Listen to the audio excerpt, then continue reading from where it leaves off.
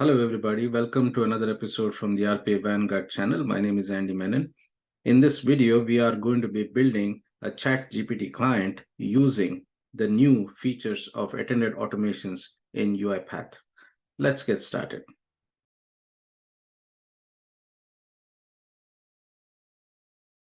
So in early 2023, UiPath put out a lot of new features, and one of them, which is pretty cool, is the new way of building attended automations, right? So when I went through this initially, I thought that I could build a standalone client using the new forms capabilities of attended automations, right? And I thought I'll give it a shot, but I was thinking, what is it that I'm going to build if I'm going to build something standalone? The reason I'm saying that is because usually when you're building forms in UiPath automations, they are associated with another host application, right?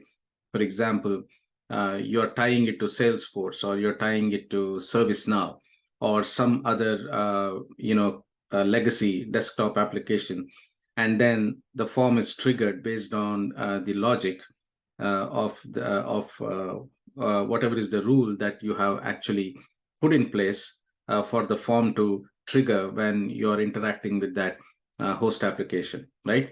But this is slightly different, right? What we are going to be doing is we're going to be building a standalone application, and the form is going to be independent. It's not going to interact with any other host application, right?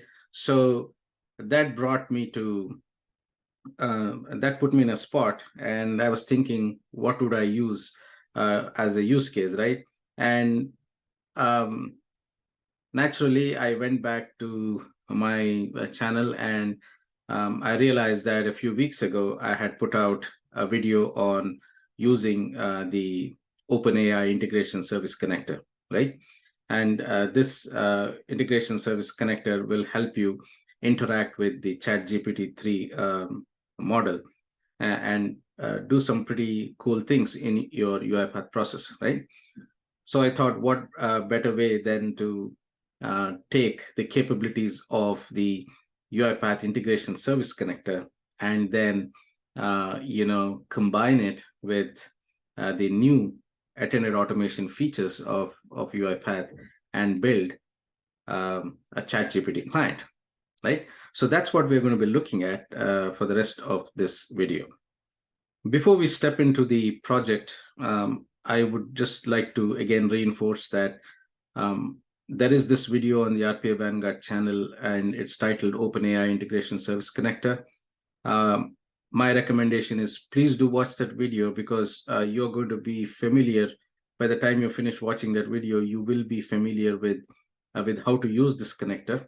And that's going to be very helpful when you are going to be following the project that we are going to be covering in this video, right? So I will not be going into too much detail on how this connector is used, because that's already covered in this previous video that you see here on the screen.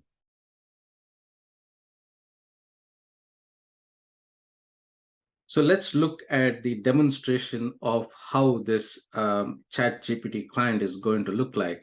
I call it, the AI chatbot with integration service. And it's already been deployed to my instance of the orchestrator, and it is accessible via the assistant. Please remember, this is an attended automation, and therefore it has to be triggered manually. I'm going to hit run. So we are going to be looking at how we built this application, right?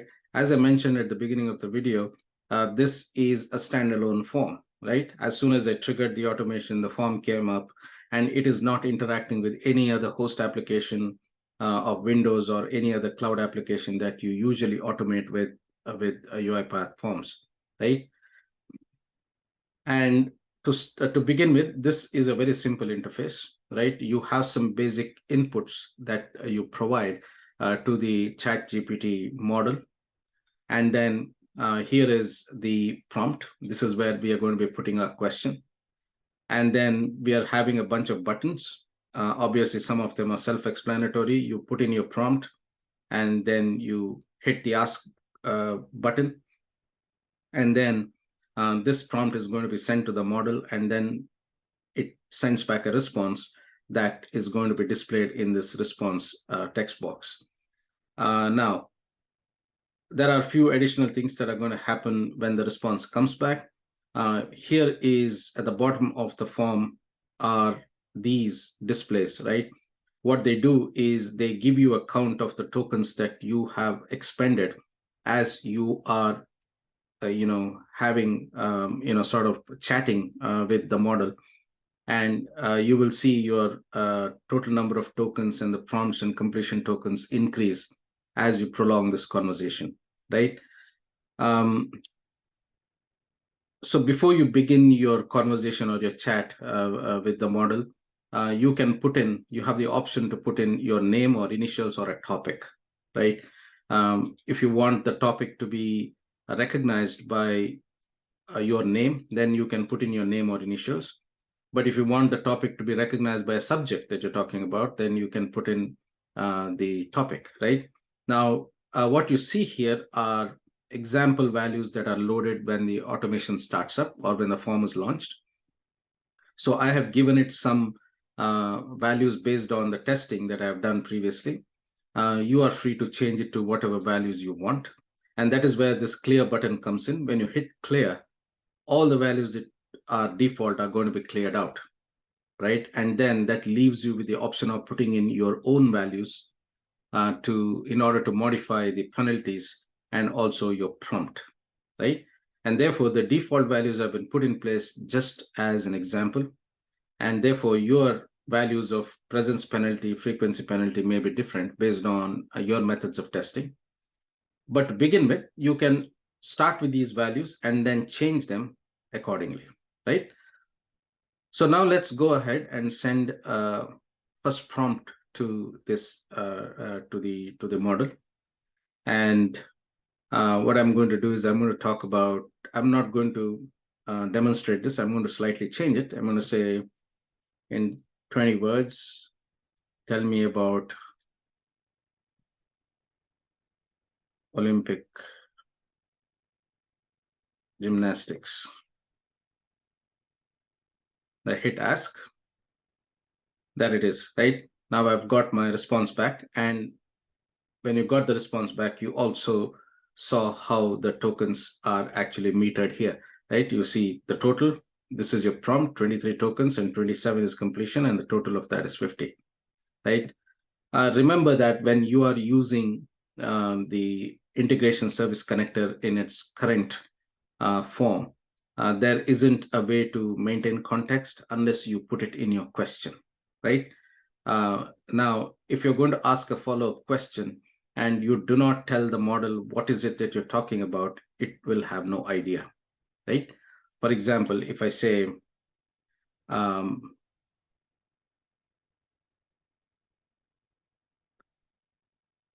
last winner you know of, or if I say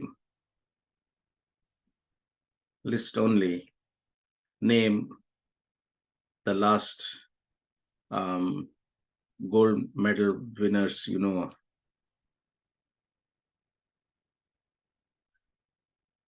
Now, if you put this in, it might not recognize the context because, right? So what I'm going to say is name the last Olympic. So we don't know how the response is going to come back, but we'll try. Olympic gymnastics gold medal winners you know of, right? And I'm trying to emphasize to the model that I don't want anything other than list only, right? Let's see whether it comes back with a proper response. That's good, right? That's really good. This is what we expected. And again, you see your prompts shoot up, right? So this is good. We got what we needed. Now, here's what you have to think of right now. Are you going to save the results of this chat, right? Or are you going to come back again in a few days and run the same questions through again and again, right? Therefore, it all depends on what you're talking about. If you're talking about a subject that's going to be often changing with time, then you come back and have a new conversation. But if you want to save the results of your conversation so that you don't have to really come back and burn tokens when there's no need to, you have the option to save this chat, right? So now I'm going to say Olympic. I'm just going to give it Olympic gymnastics. I'm going to give it a context key because I'm talking about Olympic gymnastics.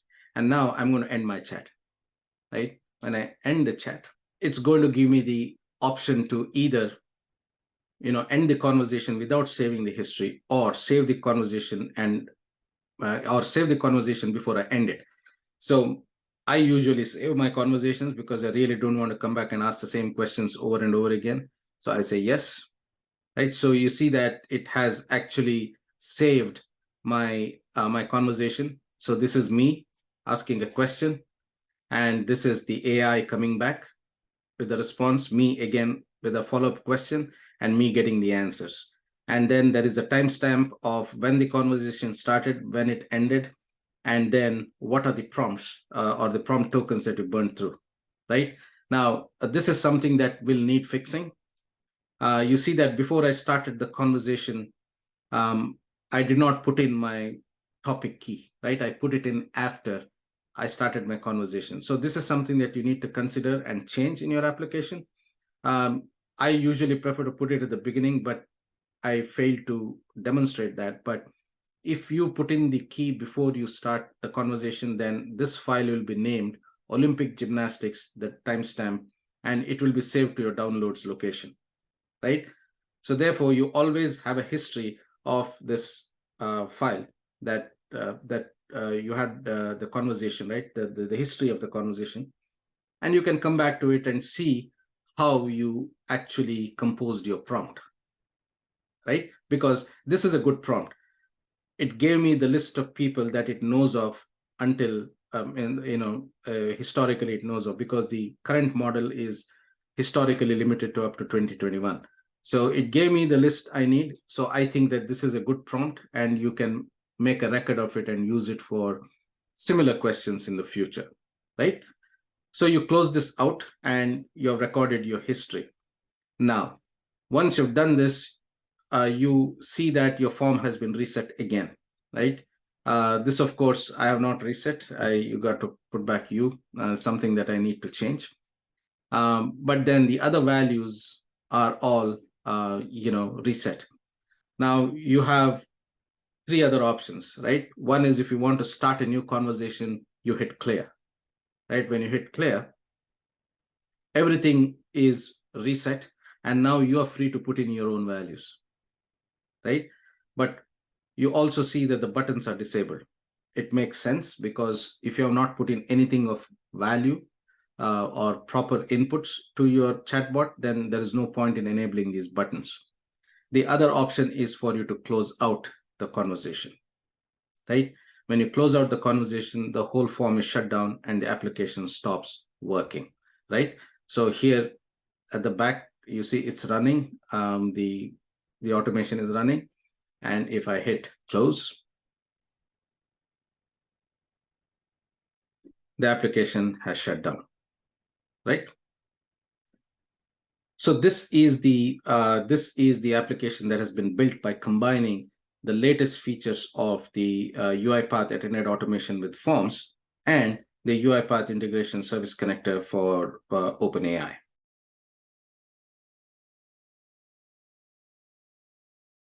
This is the project that you saw in action in the previous section, and we are going to walk through this project and see how it's been built. The first thing that you have to be careful about is how to set or how to configure the settings of the studio project itself. Because if you don't do that, it's not very obvious from the documentation, but if you don't do that, then you will not see all the functionalities of the new framework, and that might leave you a bit confused, right? So the first thing is, when you start an attended automation project, or when you start a new project from scratch in Studio, the first thing you got to do is come to settings. Even before you do anything else, come into settings, and then bring up the settings box. And very important, you got to enable a couple of sliders here, right? A couple of switches. The first switch is attended automation. The second switch is modern design experience. Now, if you do not enable the modern design experience, you are going to lose out on some of the functionalities that I will be talking about, right? So make sure that you have enabled these two sliders, attended automation and modern design experience, and save your project settings, right? That's the first thing you got to do. Now, what happens if you don't do it, right? You won't see any,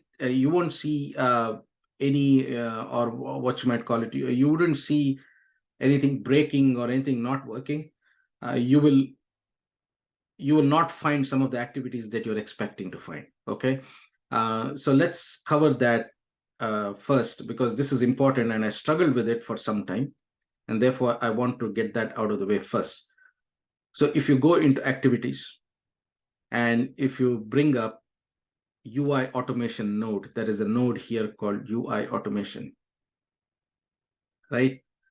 If you do not enable modern experience, you will not get to see this application node, right? You come in here, even after adding all your packages, you will not see the application node. So please do be very careful and make sure that you have enabled the modern experience in your project setting. And this application node is required because it contains some of the important activities that you require for the modern experience or the latest attended automation experience to work. Most importantly, the application event trigger, right? We are not using it in this form, but if you see some of the demo videos on attended framework, you will see this application event trigger being used to actually manipulate certain applications, right? So this is something that you have to take into consideration from the get-go, right? The next step is for you to add packages to your project, right? Here again, when you add these form activities, the automation activities, and system activities, please make note that minimum version that will work is version 23.2 or higher, right? Anything before that will not work. So therefore, you have to add version 23.2 or higher on the form, on the automation activities, and also the system activities, right? And then here you can see that I've added the Open AI activity and also the Web API activities. You don't have to add this here. I just left it here because I copied my settings from a different project. But what is required for this project are the form activities, the UI automation activities, the system activities, and the Open AI activity, right? So I would recommend going with these versions, at least so that whatever you're seeing in this demo will work on your end as well, okay?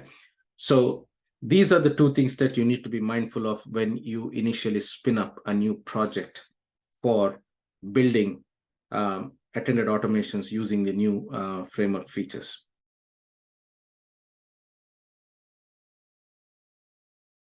Now, going to the main page of the project, you will see a standard load configuration XAML.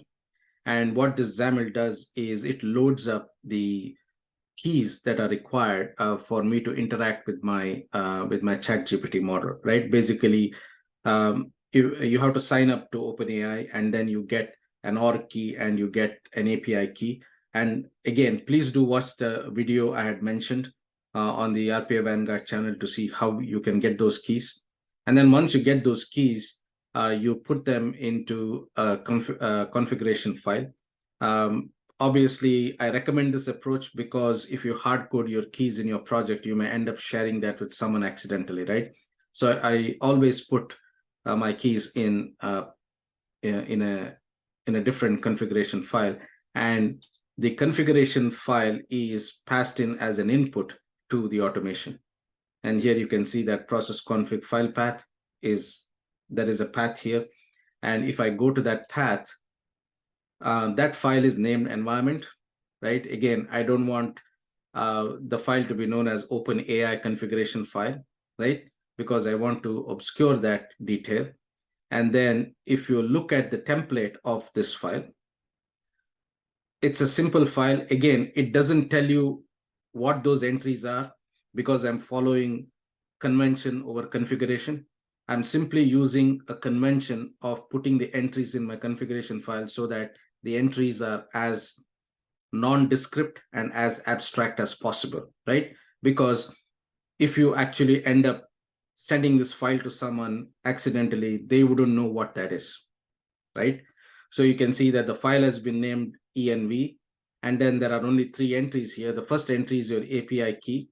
The OR key is not required, but I would recommend keeping that here just in case just in case you need API capabilities of OpenAI, and then some of those calls will require you to pass in the OR keys, right? So I would recommend keeping these two together. And then the other value is the global temperature value of the API request that you're sending through the integration service connector, right? And if you look at the documentation of the connector, there is this temperature value here. It's a number between 0 and 2, so it's a double value, and the default is 0.8. Taking this file and implementing it will result in something like this. Here is the sample file, and if I click on it, here is here is the API key, here is the OR key, and here is the global temperature value, right? This is the these are the 3 settings. Now, if you look at the file, it's abstract. It doesn't tell people what the purpose is, and therefore, if it gets misplaced, and whoever gets this file will have to spend quite some time to figure out what this is, right? So this is the convention over configuration approach of creating configuration files, right? So what you're going to be doing is you're going to be implementing this as env.txt. This is my actual file. Obviously, I'm not showing that here because it will display my OR keys and API keys. So when you start with this project, you're going to take the template, put in your entries, and save it as env.txt, right? And you can, put it in a path that is most convenient to you. And then if you're putting it in a path that looks similar to this, then you don't have to change anything. But if you put it in a different path, then you will have to come here. And then when you start the automation in Assistant, for example, if you go into Assistant and click on the name of the automation, you have to change the entry here to reflect your file path, right? You click on edit and put in the path and then save your settings. Then your chatbot will pick up the configuration file from the path on your machine, right? This is a very simple file. There's nothing earth-shattering about this. What it does is it opens this file up, and then it puts all those 3 entries into an array. And the array of 0 is the API key, and the array of 2 is the global temperature value, right? If you look at the file here, array of 0 is the API key, and array of 2 is the global temperature value. It's going to load that. If you want, you can also load the org ID. So once the file is read, note that the entries are loaded into global variables. They are loaded into global variables, not local variables, right? And that brings us to the setup of the global variables in the data manager of your studio. So here are the global variables. And what I have done is, as convention, I have followed, I have named every global variable starting with the letter G, G for George. That's because you can refer to these variables without specifying global variables dot. So when you type just the variable name, and when you read your code later, it's pretty obvious that from the name that your variables are global variables, right? They're not local variables. So I have named them, each of these global variables are, prefixed with the letter G. And then the API underscore key is the exception because this was borrowed from a previous version. So you can go ahead and change this to match the rest of the convention, because this basically is not, API key is not constant always. Tomorrow, if you reset your API keys, then it becomes a variable. So I would recommend changing this, although I have not done it here. You can always change it in your implementation. And the next set of values, global values, are the constants. And here I followed a different convention. These are all default and are not expected to change over the lifetime of the project, right? So here you can see that there is the default prompt, the default mood, the default username, the default frequency penalty, and the presence penalty, right? These are all default values that load into the form controls when the form starts up, right? You have the presence penalty, the frequency penalty, the default prompt, etc., right? And therefore, it gives a clear indication of what the function of these artifacts are in your project, right? So once the configuration file is loaded, control is transferred back to main. And here we set the global temperature value. Now you have the option to override the global temperature value from your input parameters to main, right? So here it is, AI temperature. If you put in the temperature, it will be overridden here. Of course, you can remove this because I find it better to load it from the configuration file, but I've left it in here for you to change accordingly. The next step would be to invoke the launch chatbot activity. Now, this is the activity from the new versions of the packages that you added. Now, here you can see that it will ask you to select a form, and when you select a form, there is this folder path / the name of the form, right? And that's how I have set up my project. And which brings us to the design conventions of how your project has to be laid out. My recommendation is that you do not put all the forms in a single folder. The reason I am saying that is because there may be only one form, but there may be many number of trigger files that you are going to add, right? You can see there are many number of trigger forms or trigger files, and a regular XAML that has been added that is related to this chat form, right? What happens is if you take all your forms and put them under one folder, then you won't be able to differentiate which trigger file belongs to which form, right? And therefore, please make this a good practice from the beginning. Put the forms in their own folders, right? That way, what happens is everything becomes clean and compartmentalized, and the code becomes easier to maintain, right? And therefore, if you look at the path of this form that you got to select, it's chatbot / chat. That's pretty much simple, right? So once you select the form, you have the option to load default values, right? And this is where the dictionary comes in. And here, when I bring up this dictionary collection, here I am passing in the default values for all the input controls of the form that you saw that were loaded when the form came up, right? For example, your name had you. Talk to me had a prompt about F1 racing. History is empty. And of course, all the tokens are set to 0. And then the penalties are set to the values that I initialized in my global variables, right? So here, for example, P penalty and F penalty, if you go into the global variables and look at their values,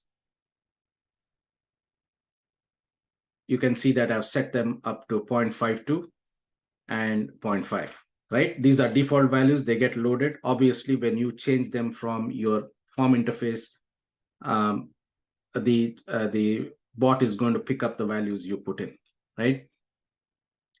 So now that you have launched the form will need to listen to events, right? And this is how you do it. You pull in an activity.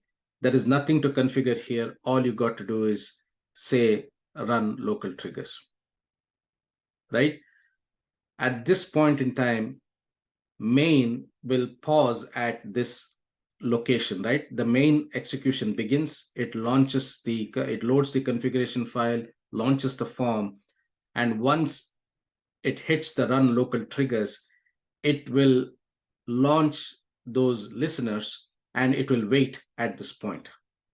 Now, all interaction between you and this automation is via the form, and the form is the one that's going to be listening to your inputs and your interactions, right? And we'll come back to this at a later stage, right? So at this point in time, when you start your automation, your form must show up, right?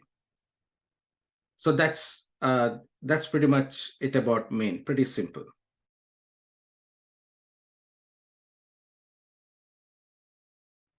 The next thing that we're going to look at is the design of the form. Now, this is not something new, so I'm not going to get into it extensively because forms have been around even before the new framework was introduced this year. But I'm going to cover some basic aspects. So it has got, these fields that you already saw, and I have simply initialized them just to, just to record these values. And one thing that I would recommend is, as you design this form, please make a note of the form keys, right? Because it's extremely painful if you've forgotten a form key. It is painful to come back to the form editor and get your form keys and go back to your coding process, right? So when you design this form, if you bring up this control, for example, there is a field key. Please make a note of your field key and put it somewhere. That will prevent you from coming here into the form and going back to your code, which becomes pretty unproductive because you have to click at least 3 times for every control to get at its field key, right? So here, if you look at I maintain all the field keys for this form, right? Chat form field keys, your name, penalty, frequency penalty, the prompt, etc., right? That way I can simply copy this and manipulate the features of the form, or set the value of this form control, or write JavaScript to have some basic validation, right? So it becomes easier that way. So just make that, that's what I feel. It made my life easier. So I'm just passing that along. And the next bunch of controls is basically this input form, input field, and then a bunch of these buttons, right?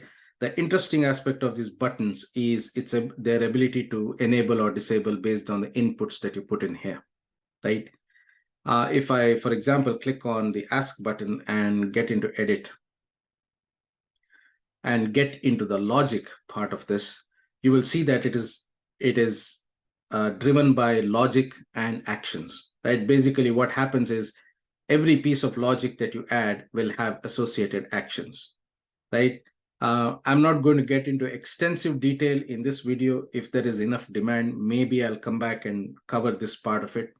But if you go into the logic part of it and you hit edit on this logic, you see that the logic is named disable ask button, right? The name says what this logic does, right? It will disable the ask button. And then you select the type JavaScript, and then there is this canned standard JavaScript here. And it's pretty easy to write. All you got to do is know what controls you are dealing with, right? That's why I said it is a good habit to actually copy the name of the controls, the form controls, as and when you design your form, because you can then come back here and then put that into the script. Now, not getting too much into detail about the script, what the script does is it checks to see if any one or more of these fields are empty or null or not numeric, right? So for example, if you look at the prompt, it can either be null or empty. So if it's one of those, because it's a text value, then it means that the form input is incomplete. Similarly, for numeric values like penalty, frequency penalty, and presence penalty, they're numbers, right? So if you put in something alphanumeric, it's not a number. So therefore, the numeric values can be either null or empty or not a number, right? But an additional validation for numbers is the number within the accepted limit. You get the idea, right? It's just the range that you're looking at. So this is a canned JavaScript. Maybe we'll cover it in the future, but here is what it does. If any one of the fields is empty or null or not a number, then it's going to return true, right? It's going to say, yes, this form is incomplete. Now, if that value is true, then an associated action will be executed, right? You have to define that action. And if I click on this action here, I gave it an action name, and that action name is disable the ask button, right? Action, disable ask button. And what are you going to disable? You're going to disable you're going to manipulate the disabled property of that form. So you click here and you say property, and then you say disabled, you select disabled, and then you go back, you set the value, right? Because this is a Boolean value, you say, yes, if the above logic returned true, it means that the form is invalid, therefore disable this button. And therefore the ask button is going to be disabled, right? So all the fun part of this is all these buttons have similar logic, right? And therefore, when I bring up the form, and if I do not put in valid inputs, you will see these buttons actually being disabled, right? The close button is the only one that's going to be enabled all the time, because you can close out your form anytime midway during the process, right? Now, I'm going to change some of the values here that are not in a way that is not acceptable to the form, right? For example, if I go to the presence penalty, right? So this value here, the presence penalty is a value between -2 and +2. So if I wipe this out, you will see all the 3 buttons gone. So this is a case of a numeric value being empty, null, or not a number, right? Now let me put in something that is not a number. You see, it's still disabled, right? Because this is not a number. Now let me put in a number too. Good, because this is within the maximum range. Let me put in -2, again within maximum range. But if or the minimum range, if I put in 2.2, it's disabled again. Similarly, if I come back and put in 2.6, it's disabled again. And so you will see that the validations for these 2 fields work similarly, right? So I put back 0.5 and I'm back. And if I remove the prompt, again, it's gone, right? Similarly, when you hit clear and everything gets reset, you will see all of these buttons being disabled again, right? So this is the basic functionality of the form that you might want to, kind of get working before you move into the entire meat of the logic, right? The other things that you might want to consider are in this form, the window is or the window frame has been rendered invisible, and I have limited the width and the height of the form, and then I also fix the location of the window to a certain part of my screen based on how I work, right? So I want this to show up here if I'm working on the second screen, so that I can type something into it and get my responses back, right? Now that is set up here in your form properties. If you look at the form properties here, you see I've set the width to 1100 pixels and height to 1900 pixels. And then There is an issue here. This is something that I've already reported. The issue here is that if I disable the window, sometimes if I disable the window frame, it doesn't show up on the taskbar, right? Now, you might ask me, why do I want it to show up on the taskbar? The reason for that is this is a standalone form.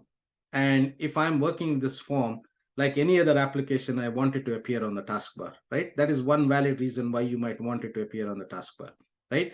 So you have the width and the height, and you have these settings here in the form. But when you launch your form, there are settings there too, right? So if I go to the properties of the show form activity and get into the properties, you will see that you can override some of those values here. I've said show window frame no, but show in taskbar yes. But here is the problem. It doesn't show in the taskbar. You see, there is nothing in the taskbar. So my take on this is that it will show in the taskbar only if you enable the window frame, right? So this is something you can test. And the other attributes are the left of the window. So I've set it to 2048 pixels from the left side and about 100 pixels from the top. So here is the left and top. And of course, the other width and height come from the original settings. Now, usually the instance name can be left blank. Now, the reason the instance names are given are because if you are launching multiple forms, if you're launching multiple instances of the same form, then you need to identify them with different instances so that you can target your inputs or outputs to a particular instance of the form. Now, you don't have to put that in, but if you don't put that in, that's going to have some random value there.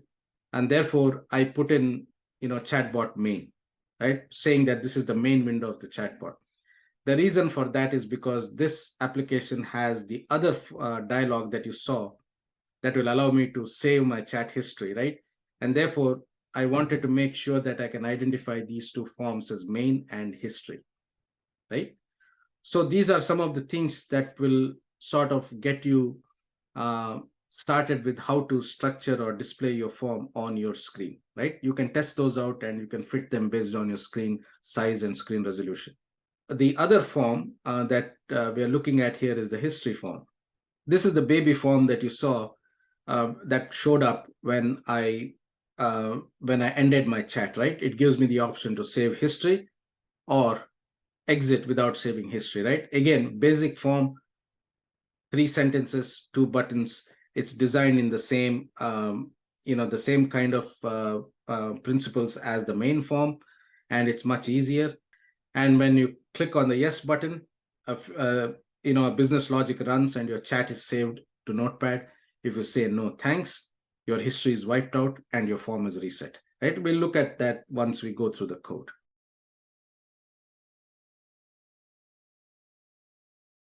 So now that we have our form, we have basic validation running.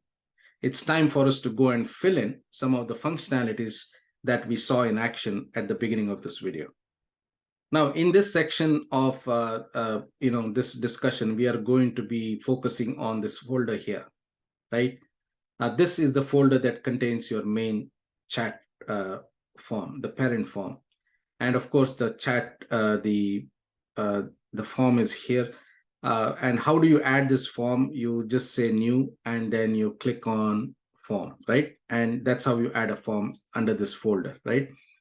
Now, along with the forms, you can add trigger files, right?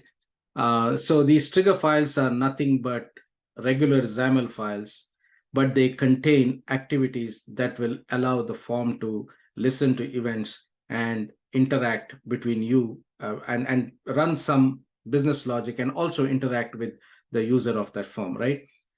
So based on the documentation, the convention I saw was if you have a button named ask, then the trigger file for that would be something like on ask clicked, right? Because you're clicking on a button, and therefore, for better identification, you name that as on ask button clicked, right? Similarly, you have clear, you have a trigger file for end, and you have a trigger file for stop, right? the close button is actually named stop. And then you have events that will also allow you to close the form. Now, this is optional because in my case, if you look at the form here, the form does not have the window frame. Therefore, I'm not going to click on the X button to close it. Therefore, typically in a form, there are two ways to close it. One is to click the close button and the other is to click the X button at the top, right? So if you are having your frame exposed or visible, then you will need the on form closed, right? Because if you close the form that way, you want the same logic to execute when you hit the close button. So these are all the trigger files. And then there is a regular XAML. What this thing does is it resets all the values of the form that are stored in global variables when you hit the clear button, right? So this is a normal XAML. It is simply called in the event of this button. So we will look at that. So let's start with what happens when I click the ask button, right? So this is the ask button. This is the file. So remember, you simply add a file. There is nothing special called a trigger file. It gets identified based on the activities that you add to it. And if I click on this file, this is the on as clicked XAML, right? And it gets its icon changes to that of a trigger file, basically a lightning bolt, because you have added a local trigger event to it, right? And this is a form trigger activity. So if I go into the activities and bring up trigger,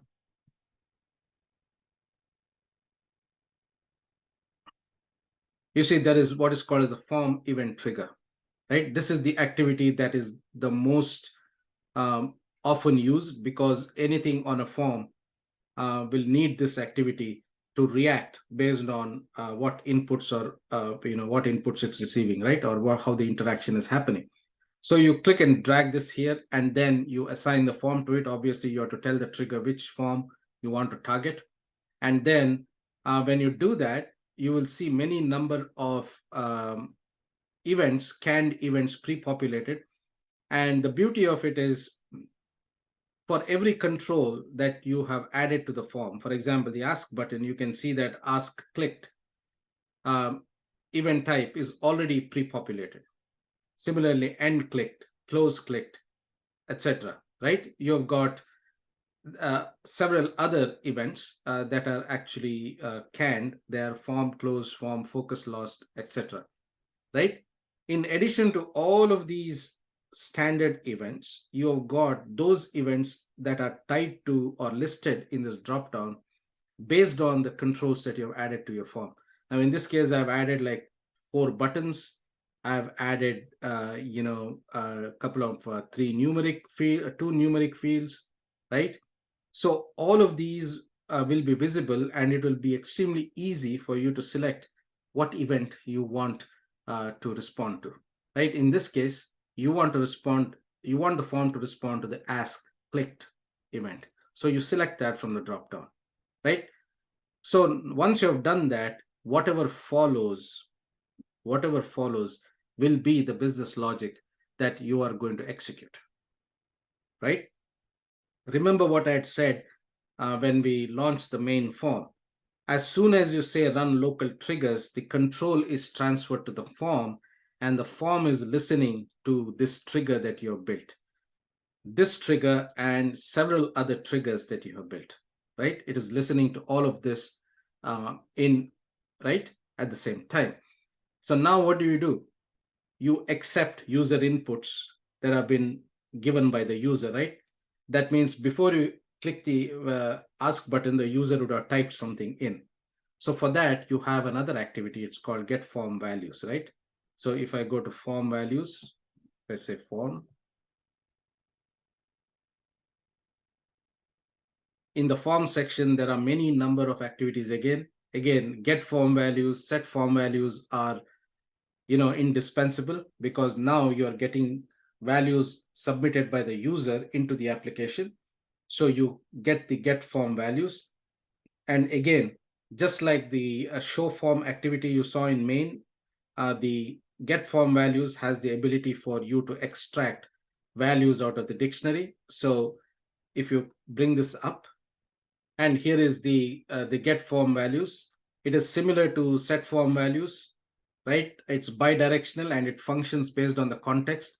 In this case, you're getting form values. So the values are coming from your form inputs. You see, that's why it becomes important for us to keep track of these keys, the form keys. And in this case, the user would have typed in a prompt, and that is put into a local variable. Now, this is a local variable to this trigger file, right? Similarly, you have the name that you're put in, you have the penalty that you're put in, you have the frequency penalty you're put in.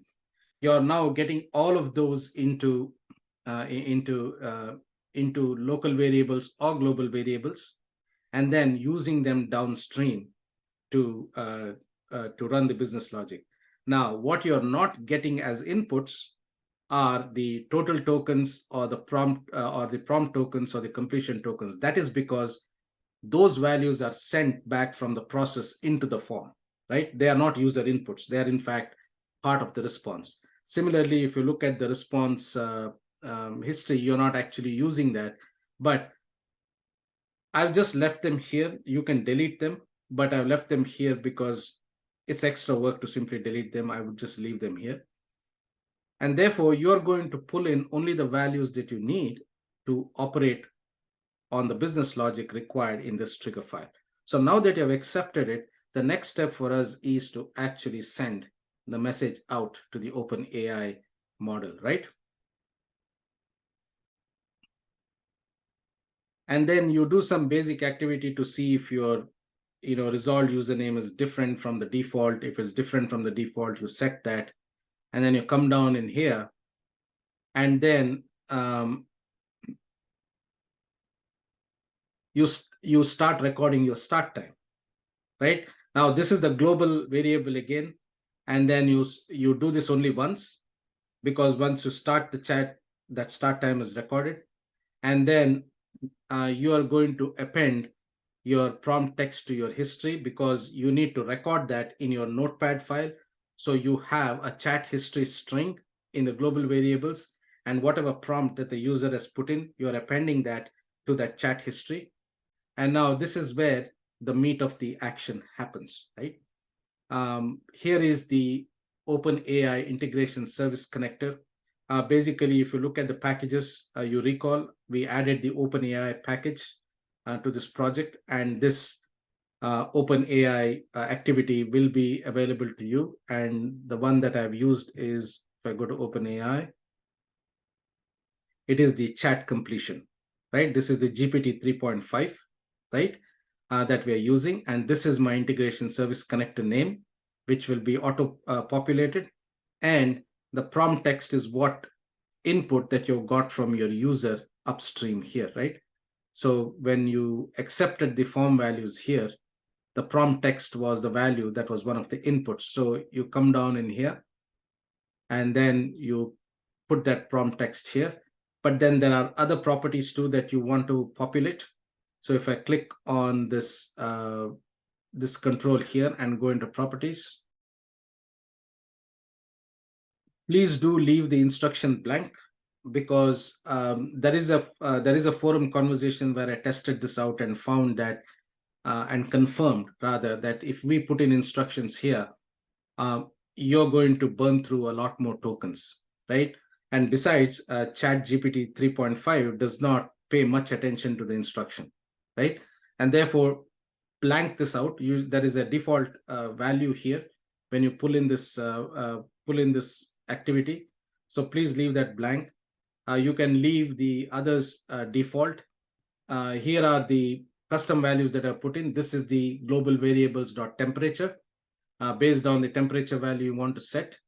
And then I have set streaming to false, because I expect to have very short objective conversations with this chatbot. I'm going to ask a question. It's going to give me the answer. That's what I need. I'm not going to indulge in a very long conversation, and therefore I just need the top one response, right? And here again, the presence penalty, you can see that they are actually global variables that I got as inputs from the form, right? And then, of course, the API response is populated back. The response received is populated into this object called API response, which is a local variable. And once I did that and got my response back from the model, I set all the outputs to the form, right? Here is the response text. That response text is pulled from the API, and then it is assigned to the form control. Now, where are we assigning all these outputs? We are going to assign them here at the bottom, where we set the outputs to the form. We'll come to that, but here is some little math. What I do is I extract, along with the response received from the model, I also get the token counts. And in the previous video, I have covered how to do this. You can pull out API response.usage prompt tokens, and then response tokens and total tokens. And then what happens is those tokens get added to the global variable. So there's some basic math here. So the tokens from this request gets added to the global variable. So basically you are accumulating the value as you have your conversation for that session.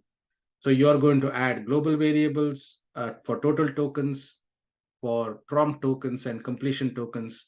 Finally, you're going to get the response text into a local variable called completion text. And then you're going to do some logging. And then you are going to now append this response to the history. Remember, we might want to save this to a notepad file. And therefore, what I'm doing here is I'm actually having a global variable, and it's called chat history text. And I'm appending chat history text with a prefix called AI, because this is a response that is coming back from AI, and adding a line break and then appending the completion text to it, right? So basically the history of the conversation is being recorded. Now, if there's an error, of course, the exception handler is going to post an error in your response window. If not, you come to finally, and you invoke another activity called set response. This is the opposite of get response. It's a set response or set form values activity. So if I go to set form on the left, here is the set form values activity. This is the opposite now. You are sending values from this process into the form. And again, this is so easy. You say chatbot/chat and you bring up your dictionary. And this time you're going to send back just those variables that you want to populate in your output. Basically your response window where the response is being posted, which is this window here. You're going to post your response here. You're going to post your total tokens here, your prompt tokens in this label, and completion tokens in this label, right? That's what we're doing here. Total tokens, total prompt, total complete, right? This whole logic runs behind your ask clicked button, right? And here you saw that in action, but let's do it again. I'm going to say in 10 words or less. So this time I'm going to put a context before I start. Let me say F1 racing or Formula One. Okay. And I'm going to say in 20 words or less, tell me about F1 racing. Now the ask button is hit. The automation, the form has accepted all my inputs, and then it has returned the outputs, and the outputs are assigned to the prompt outputs here, and also your response output here. Now, what happens when I post the next question? At this point in time, your prompt question, the response received, have been appended to chat history.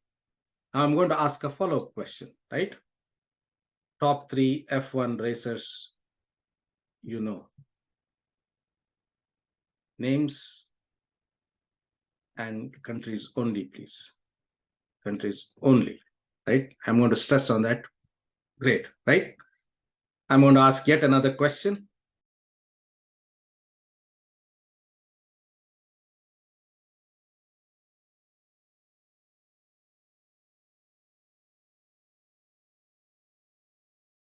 Good. So you see, the conversation is not contextual, but you are putting the context in your question, in your prompt, right? So when I asked the second question, who are the top 3 winners? It said Lewis Hamilton is one of them. But then when I asked the following question, I put the context into the question. I said year and place where Lewis Hamilton and F1 races, right? This is the context, the name of the driver and the event, right? And it gave me what it knew about his wins. Now, what we can go back and verify these again. Don't take it for granted. Please do go back and verify that this is indeed true, right? But you saw a couple of things. One is you engage the chatbot in a couple of objective conversations, right? You're asking a question, you're getting the answers back, and those questions and responses, the prompts that you send and the responses are actually being recorded in the chat history, right? And the second is when you ask the third question about Lewis Hamilton's wins, you saw that the response took longer, right? And therefore the timeout must also be adjusted. Although it's not done in this project, the other project that I've built using APIs, it becomes very important there. But if in case you want to, if you are working separately on APIs, if you want to adjust your response timeouts, then you can do that based on the logic I've left behind in this project. So it gave me the answers I need, and now I'm ready to either end the conversation by saving the chat, right? Or simply exit the chat, clear everything out, or even close, right? So let's go into the functionalities one by one. I'm going to leave the form here as it is. So now that we have covered ask, the next step for us is to cover what happens when you end the conversation.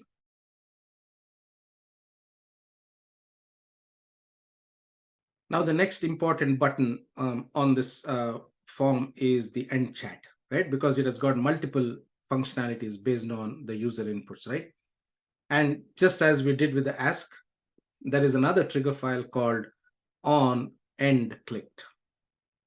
What happens when I hit on end clicked? So opening that trigger file, right? Again, you have the local trigger, form trigger activity. You select the form, and then instead of ask clicked, you say end chat clicked, right? Because the end chat is actually the title of this button, end chat. So here it shows up as end chat clicked. And now the action is very simple. You display the child form, the history form, right? And ask the user, what do you want to do next? Right? So this is a compounded action. You have one trigger listening in on your interaction. You click end chat, the trigger is fired. And now the trigger will not run any logic. It will simply display the form. And then that form will wait for you to react, right? So here there's nothing much. You have the local trigger fired, and then you have the history form displayed.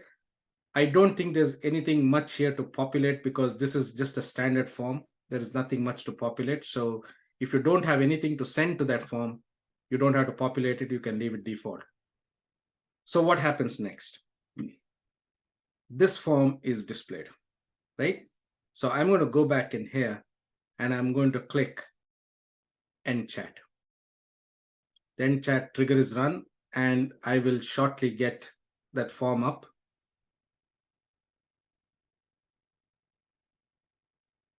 Here it is, open conversation history. This is the same form you're seeing on the side. So let's get in here and see what happens when I click yes or no thanks. So the first button we are going to look at is no thanks, right? That's the simpler of the two. And where do we go to look at that? We go into the parent folder of this form. So here is the history form, and here is on history no clicked, right? So I am going to open up the trigger for this button.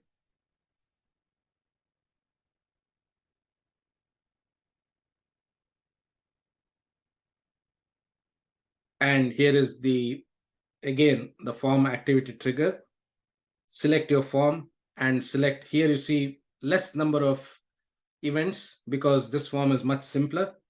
You got the standard events, and then you got events based on the controls you've added. Here is yes button or no button, right? So this is the no thanks clicked event. And all I've got to do is close the form out, right? It will close this form because you just simply changed your mind and said no, right? What's more complex is the yes button. So if I click on that now, I'm going to X out of this.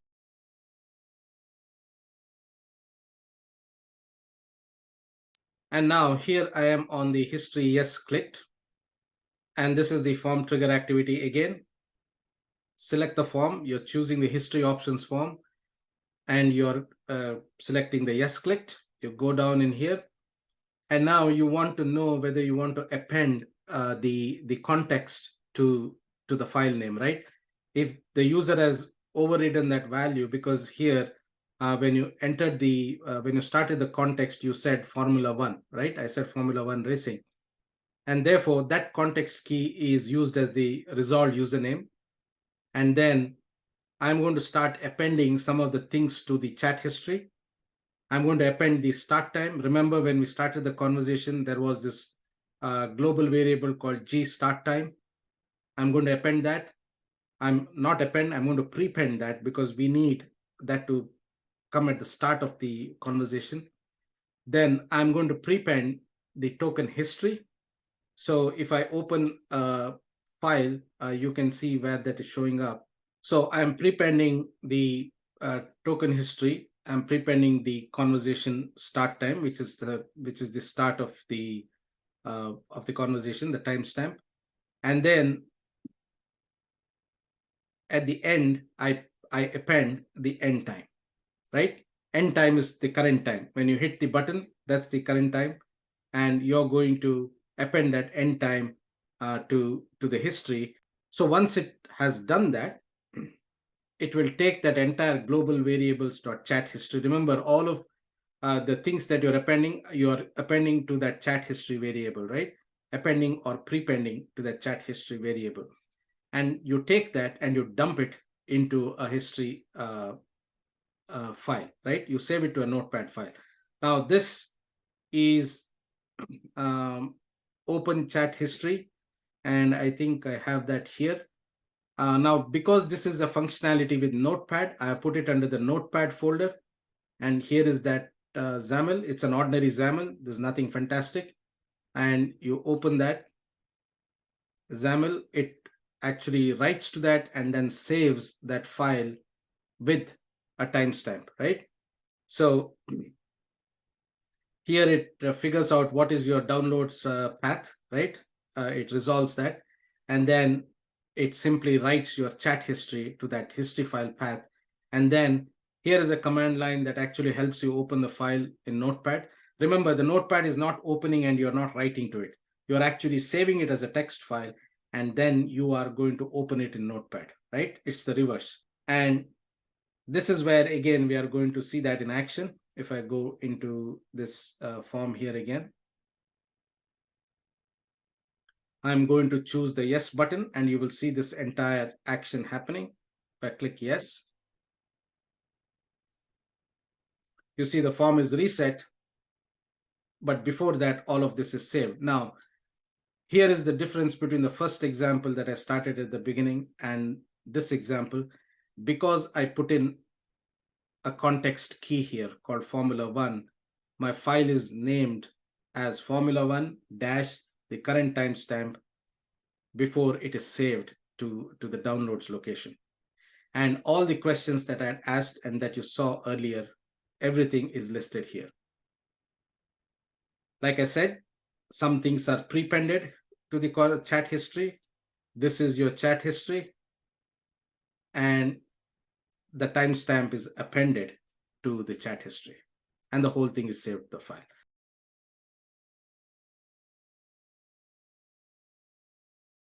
Now your conversation has ended. All your token meters are reset.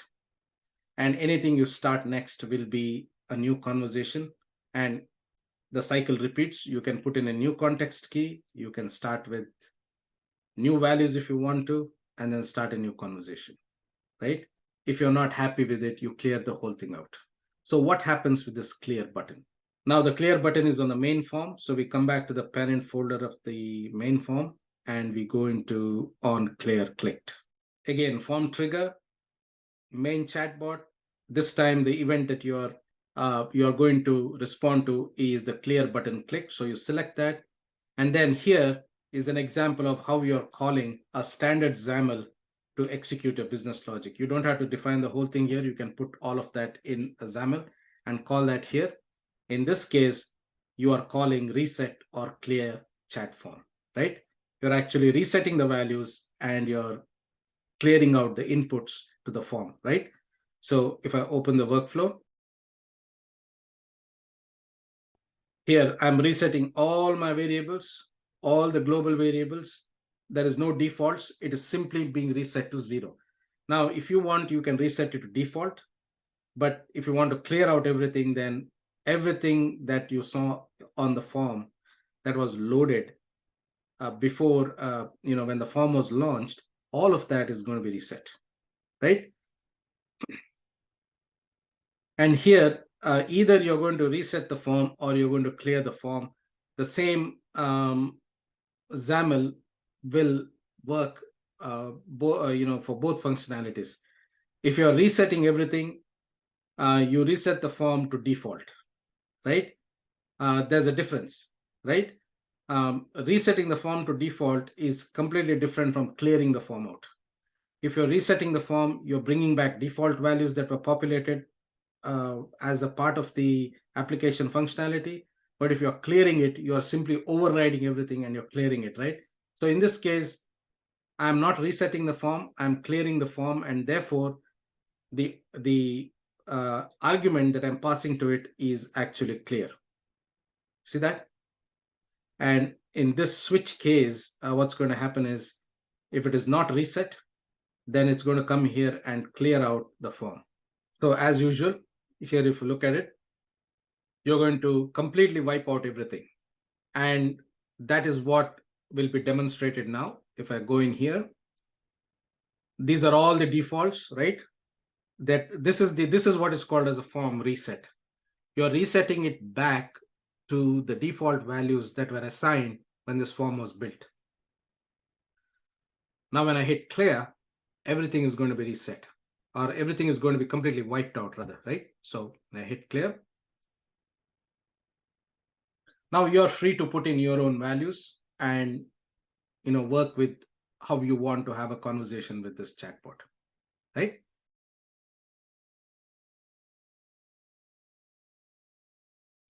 The last thing that is left is the close form button, right?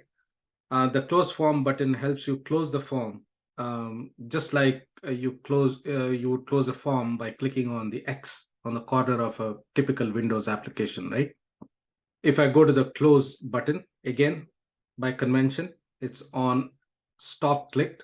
So if I click on this trigger file, skipping the obvious, you have the local trigger, you're selecting the event, you come down in here. Now, this is something that I learned after having a conversation with UiPath. I was doing something crazy before, but this is the right way to do it. The first thing that you do is you close the form out, right? Now your form closes and disappears from the screen. The next important thing, very important, is you need to transfer the control back from the form to the main application, right? Remember what I had said before. The main application is now waiting at this point, right? So when the form closes, you got to hand control back to the main form. And that happens only when all your local triggers stop, right? So if you go back to this on stop click, that's why this makes it important. You close the form, and when you say stop local triggers, right, control is transferred back to main, it comes back and control transfers to this point here after run local triggers. Now, because you have stopped all local triggers, there is nothing else for the main process to do, and the main thread will stop execution. Right? It's very simple, but it's very important. Closing the form does not necessarily mean shutting down the process. And if you do it right, the form will close, and along with that, the process will shut down, right? So going back to my form again, and if you look at UiPath, you see that this is running, right? You can see that I'm putting it side by side here. Now, when I hit close, the form is first going to close and the process is going to stop running, right? And I hit close.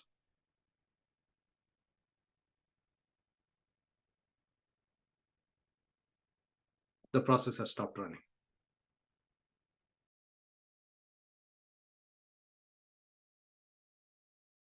So that is all for this video. I hope you learned something new.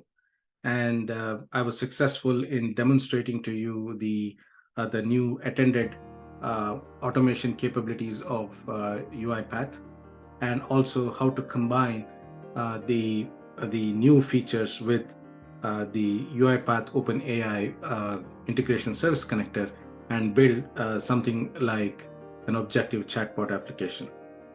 If you liked the content of this video, please do like and subscribe to my channel. I'll truly appreciate it. Thank you, and I'll talk to you soon. Bye.